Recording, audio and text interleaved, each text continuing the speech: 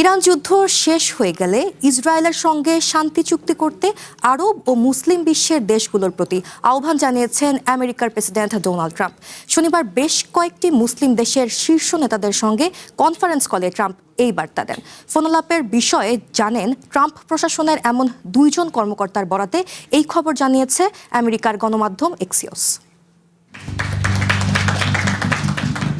Iran যুদ্ধের অবসানের পর মধ্যপ্রাচ্য নিয়ে আমেরিকার প্রেসিডেন্ট ডোনাল্ড ট্রাম্পের পরবর্তী কূটনৈতিক পরিকল্পনা কি তা নিয়ে স্পষ্ট কোনো রূপরেখা এখন পর্যন্ত মেলেনি। তবে সম্প্রতি আরব নেতাদের সাথে ট্রাম্পের ফোনালাপের মধ্য দিয়ে আবারও স্পষ্ট হলো যে ইসরায়েলের সাথে আরব দেশগুলোর স্বাভাবিক কূটনৈতিক সম্পর্ক নিশ্চিত করাই তার মূল লক্ষ্য। যুদ্ধ বন্ধে ইরান আমেরিকার সম্ভাব্য চুক্তি নিয়ে আলোচনা করতে সৌদি আরব, ইউনাইটেড আরব আমিরাত, কাতার, পাকিস্তান, তুর্কি, মিশর, জর্ডান এবং বাহরাইনের নেতাদের সঙ্গে ফোনে কথা বলেন ট্রাম্প। এ সময় যুদ্ধ শেষের পর তাদের ইসরায়েলের সাথে শান্তি চুক্তি করার আহ্বান জানান আমেরিকার প্রেসিডেন্ট। ট্রাম্প প্রশাসনের কয়েকজন কর্মকর্তার বরাতে এই খবর প্রকাশ করেছে অ্যাক্সিওস।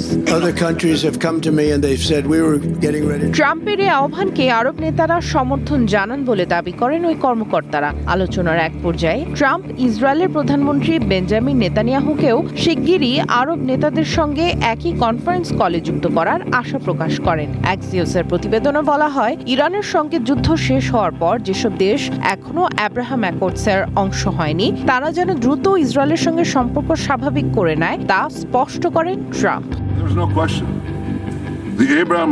ইসরায়েলের সঙ্গে আনুষ্ঠানিক কোনো সম্পর্ক না থাকা দেশগুলো, বিশেষ করে সৌদি আরব, কাতার ও পাকিস্তানের নেতারা ট্রাম্পের এমন আকস্মিক দাবিতে বেশ অবাক হন।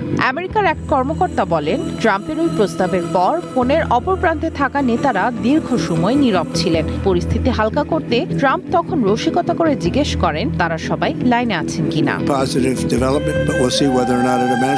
অ্যাক্সিওসের প্রতিবেদনে আরও বলা হয়, যুদ্ধ শেষের পর ট্রাম্প মূলত রিয়াদ ও তেল আবিবের মধ্যে একটি ঐতিহাসিক শান্তি চুক্তি নিশ্চিত করতে চান। তবে গত 1 বছরে ইসরায়েলের সঙ্গে সম্পর্ক স্বাভাবিক করার বিষয়ে রিয়াদের অবস্থানে বড় ধরনের অনীহা তৈরি হয়েছে। গত নভেম্বরে ওভাল অফিসে ট্রাম্পের এমন প্রস্তাব সৌদি ক্রাউন প্রিন্স মোহাম্মদ বিন সালমান সরাসরি নাকচ করে দেয়।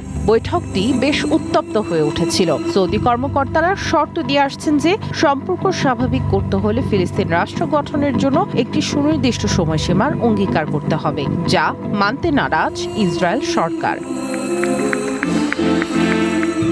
সামিয়া জান্নাহ, ওয়ান ইন্টারন্যাশনাল ডেস্ক।